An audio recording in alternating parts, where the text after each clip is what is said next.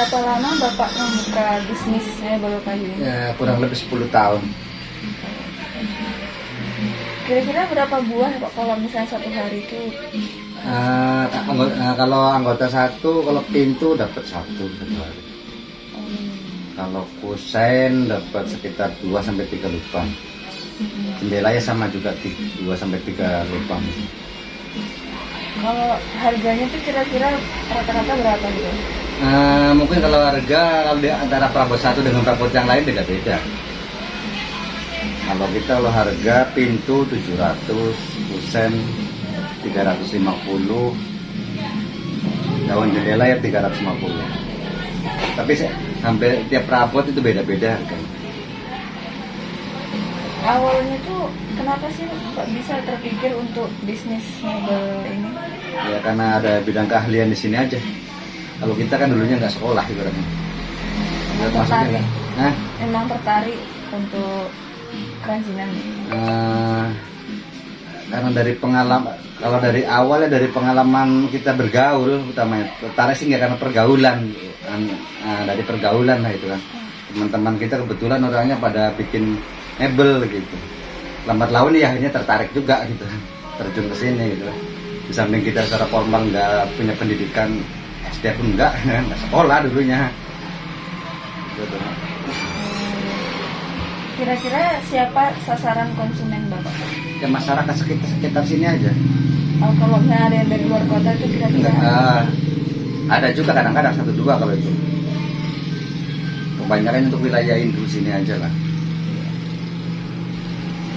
Selama Bapak 10 tahun ini buat kerajinan mebel ini, kira-kira kesulitannya itu apa aja ya Pak dalam usaha ini? Di bahan baku, karena bahan baku di wilayah Indo ini semuanya ilegal, nggak ada yang legal. Itu kesusahannya di sini. Karena kita ini di kayunya, di bahannya itu ilegal semuanya, nggak ada yang legal. Bahan khususnya? Iya, bahannya itu nggak ada yang resmi. Kalau di sini lain kayak kita di Jawa atau di Pekanbaru ada yang resmi, ada di. Kalau di wilayah Indo ini pemerintah sini nggak ada yang ngizinin di kayu. Makanya banyak orang yang tertangkap ketika orang mengolah kayu walaupun di lahan sendiri. Kalau di kayu. Iya. Kira-kira ada nggak Pak perbedaan masa sebelum pandemi COVID-19 ini dengan setelahnya gitu? Nggak, biasa aja kalau pribadi kita biasa aja. Kalau untuk di kerajinan di kayu ini nggak ada pengaruh, COVID sama nggak COVID sama aja. Oh.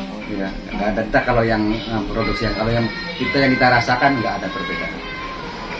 Karena sini wilayahnya wilayah perkebunan kan, jadi orang tuh hasilnya pun dari sawit juga. Kalau sawitnya harganya tinggi sekarang ini ya lumayan, dapat tendernya gitu lumayan. Karena sawit kayaknya nggak pengaruh ketika COVID ini, malah harganya stabil termasuknya. Konsumen kita kan kebanyakan dari orang penghasil sawit, dari kebun, jadi nggak ada pengaruh kayaknya. Masa pandemi ini sama nggak pandemi sama aja, nggak ada pengaruh. Kalau untuk promosi, kira-kira Bapak menginformasikan barang produk Bapak itu melalui apa? Mulut ke mulut aja lah, orang yang pernah pesan kita kalau promosi nggak ada. Dari orang ke orang aja, orang yang pernah sama kita mungkin disampaikan ke temannya ya gitu aja, nggak ada promosi gitu. Jadi secara manual gitu? Iya, orang perorangan aja dia benar yang pernah pesan sama kita, mungkin mulut di sana mungkin agak rapi atau gimana kan nggak tahu juga gitu. Banyak juga, karena kita pun banyak juga dari Sebrida sana pun, dari daerah Usul banyak gitu. Sana pun banyak perabot juga kan dari Usul pun, banyak juga dari daerah Usul di sana. Batang Reba, ada juga yang dari Medan, tapi 1-2 sih nggak terlalu banyak. Kalau untuk produk Bapak ini kira-kira ada nggak kelemahan dan pastinya juga ada kelebihannya gitu? Kelemahannya itu di bahan baku kita tuh. Bahan baku kita itu tadi nggak ada yang legal. Pemerintah nggak menyiapkan bahan yang legal. Nggak ketika kayak kita di Jawa. Kesini kesulitannya bahan baku. Bahan bakunya nggak ada yang legal. Pemerintah ibaratnya nggak ngizinin sama kita tuh untuk bahan kayu ini. Padahal kita dibutuhkan oleh masyarakat kayu itu kan. Untuk bangun rumah apa atau untuk apa aja lah tuh kayu itu diperlukan. Tapi wilayah kita Indo ini pemerintah daerah sini tuh nggak ada yang berani ngizinin.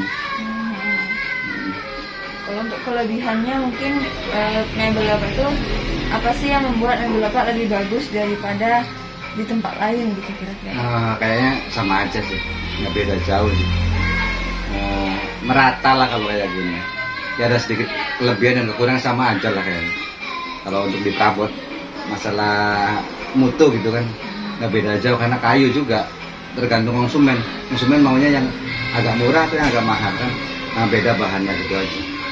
Dan jenis kayunya kan jenis kayu kan bermacam-macam. Kayak meranti aja ada 40 jenis macam meranti gitu kan. Begitupun yang lainnya banyak jenisnya, tergantung jenis kayu itu. Kalau masalah Kekuatannya atau kekuatannya itu di uji lab lah, di adik-adik lah yang tahu tuh. Kan ada uji lab itu kayu itu, untuk kayu meranti ketahanannya berapa tahun kan ada di lab gitu. Tapi kalau di kita ya insya Allah sekitar 40 tahunan kuat, asal kena cuaca aja, kena panas atau kena hujan, insya Allah 40-an tahun. Tapi kalau yang lebih jelas ya ada lah tuh. Di lab tuh ada tuh uji material tuh untuk lab itu. Kalau kita ya nggak ada. untuk kekuatan. Iya. Kira-kira untuk keuntungan Bapak dalam setahun itu kisaran berapa? Tergantung ya. Kalau masalah keuntungan tuh karena kayak kita namanya kerjanya ibaratnya pemburongan orang kerja pun. Kalau lagi jobnya lagi banyak ya lumayan juga. Pasarnya juga Lumayan juga sih. Nggak bisa dipastikan sih karena ada naik turunnya. Kalau di keuntungan gitu kan. Kalau lagi ramai ya lumayan. perabot mebel ini kira-kira sudah memiliki izin atau akan?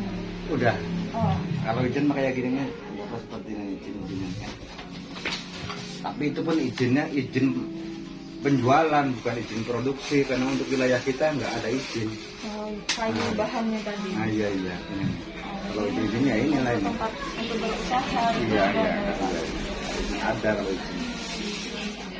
Kayak BPJS juga kan ada juga ini BPJS. BPJS tenaga kerjaan kan. Tapi izinnya tuh izin dagang, bukan izin produksi. Iya, izin. Ya kayak gini kan, semuanya kan ada ini. Produknya. Iya. Ini kan. Surat izin usaha perdagangan. Ada pajaknya juga tuh, ada juga. Ya.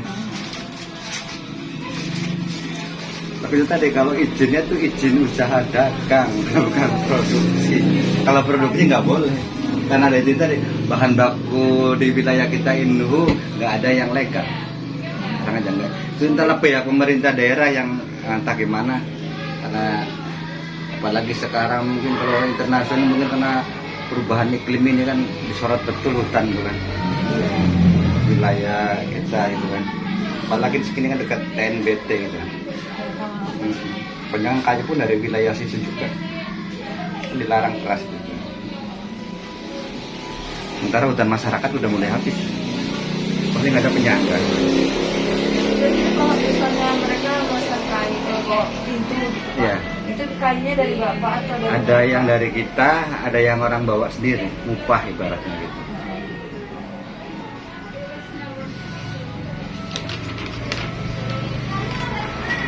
Cuman ya itu pemerintah daerah yang belum ada untuk kayak kita pengrajin di perabot itu nggak ada yang bisa mengeluarkan izin.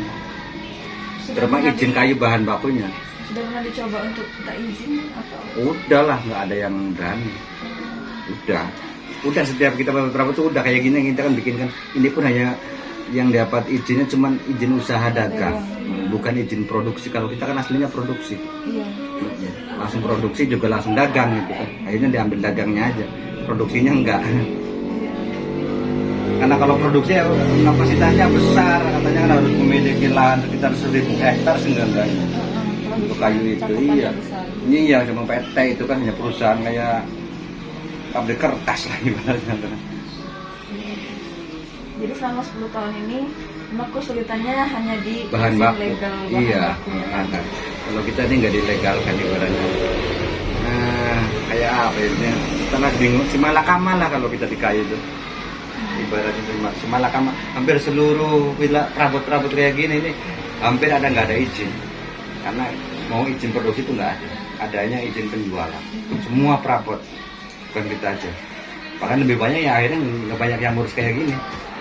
Banyaknya hanya dari desa, ini kan dari kecamatan, Iya. Izin. dari kabupaten sana tuh kan. Tapi kalau banyak kan dari desa aja, izin usaha biasa aja gitu. Kak, terima kasih atas waktunya. Sama-sama.